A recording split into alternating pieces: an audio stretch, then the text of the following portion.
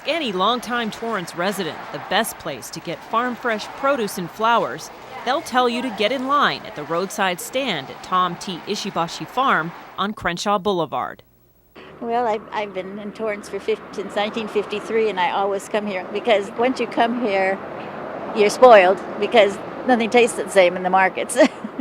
So that's why they've lasted so long, I think. People just keep coming back. It's a great stand, and the people are very nice here, too. But ask Tom T. Ishisbashi the secret of his success, and he'll modestly tell you it's no secret at all. I don't know if I'm famous, but, I'm just different, I guess, because there's no other farmers left.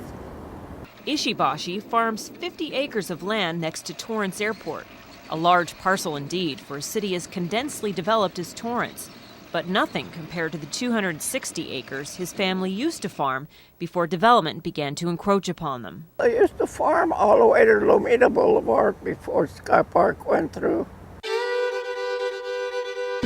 Back in the early 1920s, farmland went as far as the eye could see in Torrance. Farmers grew and raised a diverse range of commodities, including asparagus, sugar beets, flowers, dairy cows, pigs, and turkeys. Ishisbashi was introduced to farming by his parents. He is part of one of the first Japanese families to farm on the Palos Verdes Peninsula. I really didn't like farming when I was growing up, but staying with my parents and learning, and finally I became a farmer. I don't know if I'm a good farmer, but I'm trying. Before the Second World War, Ishisbashi recalls quite a few Japanese farming families in the South Bay. When the war started, they had to quickly relocate to internment camps.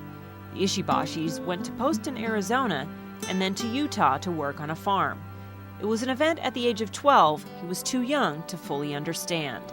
When you're a kid, you don't think about it, here's a bunch of kids, and we had a good time probably, and the parents really were having a rough time. It was tough for them, because now that I'm older, and I hear the older people talk about parents, and they did have a rough time.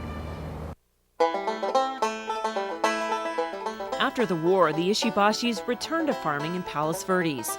In the late 1940s, his cousin obtained a lease to farmland in Torrance next to the airport. Tom joined him in the 1960s, eventually bought out his land, and has been here ever since. We have all our customers, that we became friends with, not just people that came to buy, but we got to know their name and the family. The farm in Torrance has long been an Ishisbashi family affair. His wife Maya ran the stand until her passing a few years ago. Kids, grandkids, nephews, and nieces all pitch in to help out. It was great for our family because it made all of us closer. Because if we didn't have the farm and my aunt and uncle, my cousins and I wouldn't have spent so much time together. So it was a great way to grow up. While other farms in Torrance were gradually replaced by development in the 50s and 60s, Ishibashi's location has kept him in business. The reason is the City of Torrance owns the airport, and there's lots of land they can't build on. So I'm very fortunate that I'm still here. While Ishisbashi Farm is probably most famous for its sweet, ripe strawberries, its colorful variety of flowers are also in high demand. Ishisbashi continues to grow some of his mother's favorites, including sunflowers, sweet peas, and poppies. Ishisbashi likes to stick with the basics. He has no interest in jumping on the organic bandwagon or keeping up with the latest model equipment. I figure as long as the old stuff is doing the job, I'll just keep fixing it and keep going. So if anybody wanted to start farming now from scratch, it costs a lot of money. It's hard. Hard and not as profitable as it used to be. With competition from farmers markets and backyard gardeners, farm fresh produce is in no short supply. Still, while he doesn't encourage the next generation to carry out his legacy, Tom T. Ishisbashi has no plans to retire.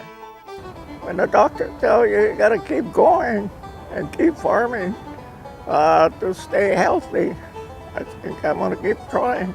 And residents of Torrance continue to benefit from that advice. Take care. Say hi to Karen. I will. All right. You don't want it back? No, I'm fine. Thanks. Thank you. See you later. Bye. Colleen Farrell with the Centennial Oral History.